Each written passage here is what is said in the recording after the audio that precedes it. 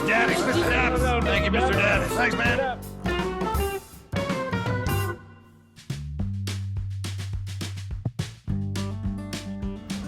Hey everyone, it's me, Mr. Daps, and I'm strolling through Mikasa Park, well, the entrance to it. On one of my last days here in Japan, I decided to take a solo trip down to Yokosuka and go to Mikasa Park, see the Mikasa Battleship. It'll be a lot of fun. Hope you'll follow along. Hope you enjoy. And it is a wonderful fall day here in Japan, and the colors are vibrant and beautiful. You can't see them because they're right in front of me, but I can. And the weather's cool also. So let's go see a battleship, and maybe to Starbucks after. We'll see.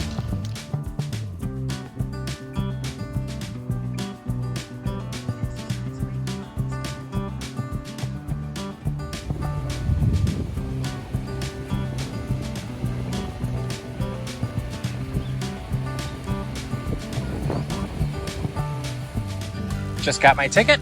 I'm about to head on to the Battleship Mikasa, which, from what I'm reading very quickly, sounds like it was an instrumental part of Japanese independence in the late 1800s. I could be reading things wrong. In fact, here it says history of the Memorial Battleship Mikasa.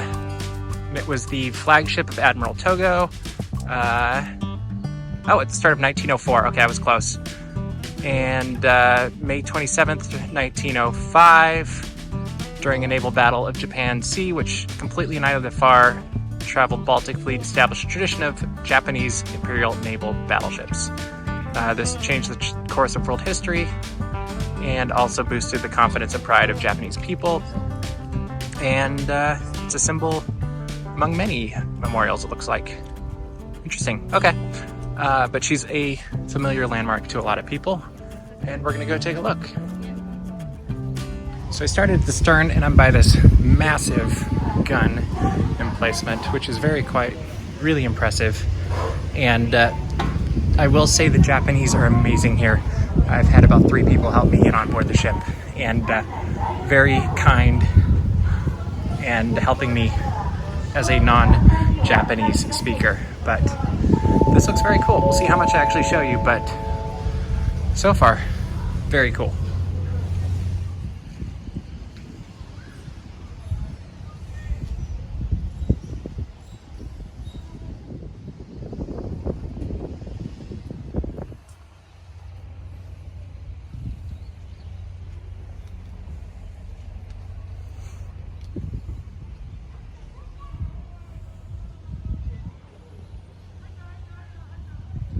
It's very easy to imagine history coming to life when you're on a place like this. You can totally picture this thing in battle back in the day. And also just realize what a difference it is with how simple this is, and how far we've come with technology today.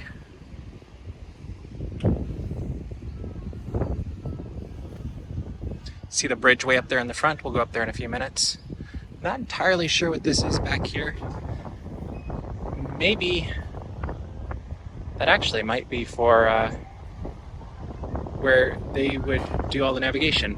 I'll see if I can find out. And then that island off in the distance is Sarashima, where we went off the other day, called Monkey Island with no monkeys, but it was a blast as well. Let's explore some more. I was just up there, which is where the Admiral's flag was, I found out by looking at the brochure. Amazing how that helps. Down here, we've got a bunch of guns. Up in the front, we have the bridge up there. And we'll see what else we find.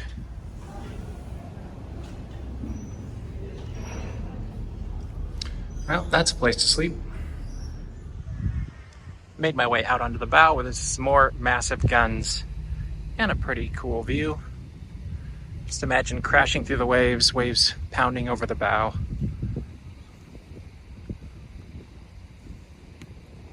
While this is a pretty big ship, it is crazy to imagine it in some of the weather I've seen here. And comparing it to other sizes of ships I've seen since being here, it's really not that big in comparison, but very, very cool. I'm now up where I think is the bridge. You can see some navigation stuff in here. Some guns. Oh yeah, there you can see all the navigational control.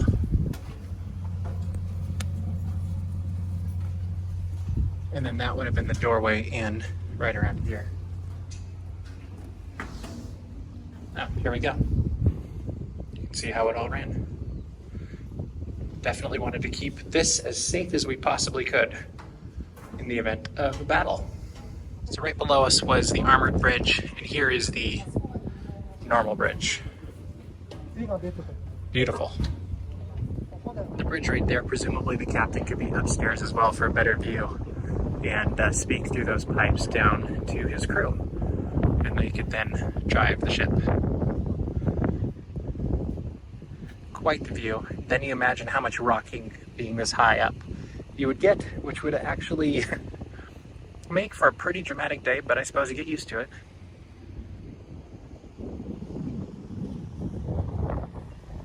Then looking back towards the stern of the ship.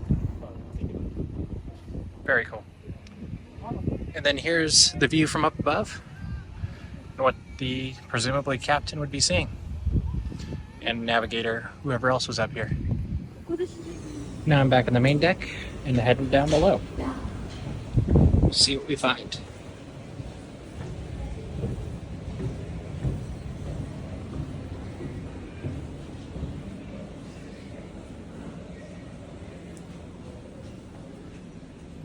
A theater. Down here is a museum with lots of different pieces of this ship's history, along with some models and diagrams and free Wi-Fi, I should note, and some really cool uniforms I see down there. I will admit almost all of this is in Japanese, so I'm missing out on quite a bit of it. Here's a model, it looks like, of the ship in 1899, it appears.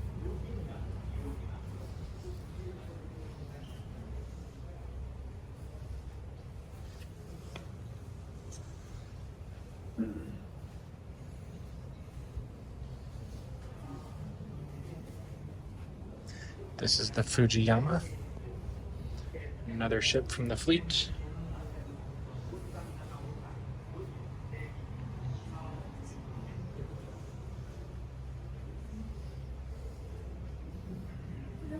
And uniforms. This was the bow crest.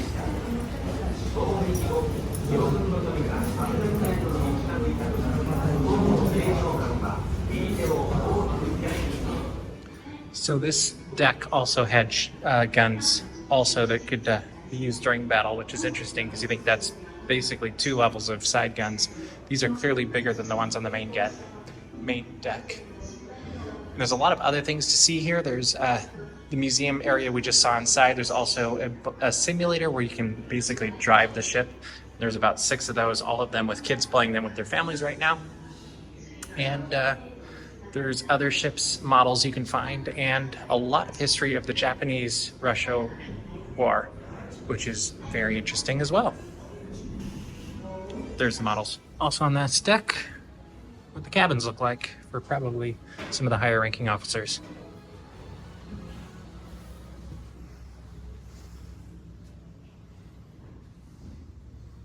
Worst places to meet and eat, I guess, huh?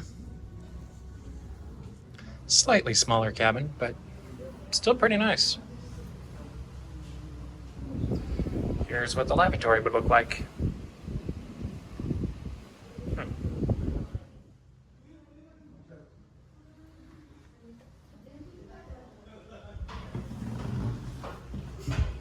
Even in the nice areas, guns.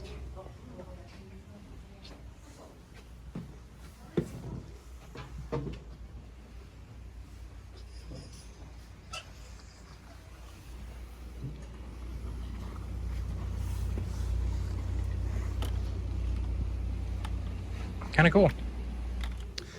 That last area we went through was the Admiral's office in the back, and this is the captain's salon, which is basically his office.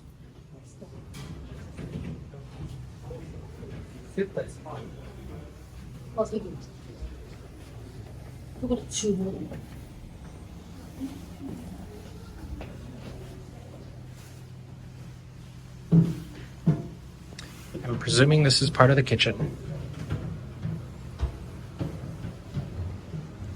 And another restroom. And for my music-loving friends, presumably part of the band.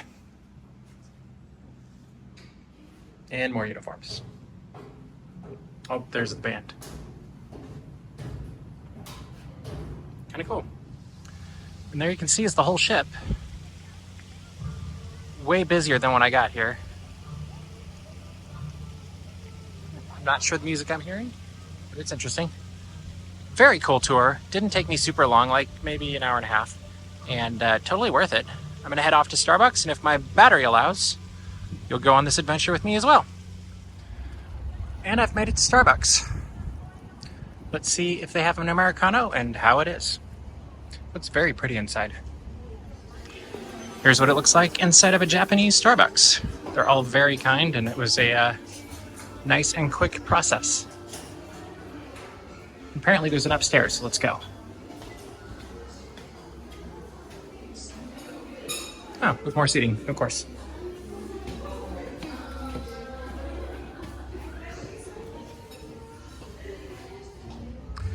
And then I came out here on the deck to enjoy my Americano and see how it is the same or different from what I would get in the United States, right next to a mall. The park I was at was probably like a mile further down this way. But it is cooling off, but it's a beautiful evening. I'll give this a try, and I think I'm going to wander around some more. As any of you know, I judge every coffee shop by how it can do an Americano. Either they'll do it well or not, and we're about to find out if this Starbucks in Japan makes a good Americano. Tastes exactly like I'd expect it to. So, Americanos in Japan, Americanos in California, Texas, Florida. Thankfully, at Starbucks, they all taste the same. Just a little bit of home before I head home. Now I'm going to wander around, show you a little bit more of the park around here, which we actually been at before, just not at Starbucks. And hopefully you've enjoyed this adventure with me. Make sure to subscribe to my YouTube channel so you don't miss any of the Disney and positive stuff adventures as we move to the future. And we've got a few more Japanese videos coming up, and then I'll be heading back to the States and on to another adventure. Thanks for following, everybody. Keep kind. And here's an outside view of the Starbucks with my Americano.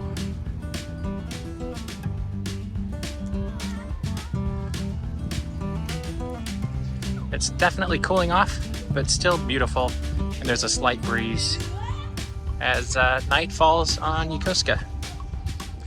As I wander down the parking area, there's a ship heading off, which is kind of fun. Apparently it gives tours of the area and all the ships that are around here, but there's ships everywhere in Japan, I feel like. So this one's just another one of many, and right now, not so busy. I have seen it absolutely completely packed on like Fridays and Saturdays. It seems like a Sunday evening that's cold and dreary is not such a great night to go on a cruise. But here's the local park that's quite lovely, and stroll while I finish my Americano and then head back home.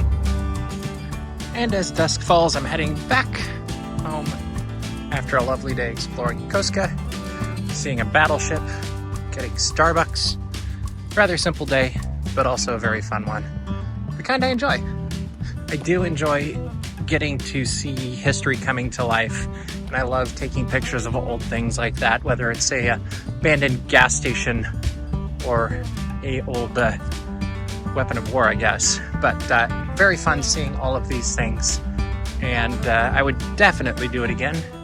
And it's one of those things that I feel like mostly locals check out, but definitely a treasure of history, and very cool to see it come alive through the decks of that ship. But time to go home. Thanks for following along. See you next time. Keep kind. Some kind of a protest happening over there. Different than what we'd have in the United States for sure. Very organized. Police escort. Fascinating. Now I'll really say goodbye for this trip. Well, not this trip. This day trip. We've got a couple more days before I head back to the United States. And then a few more days after that, I will be covering the Candlelight Processional, which will probably be way past done by the time I get this up. And then heading to Walt Disney World All of those will be up on our YouTube channel, so you won't want to miss them. Thanks for following along. Hope you're having a great one. Keep kind.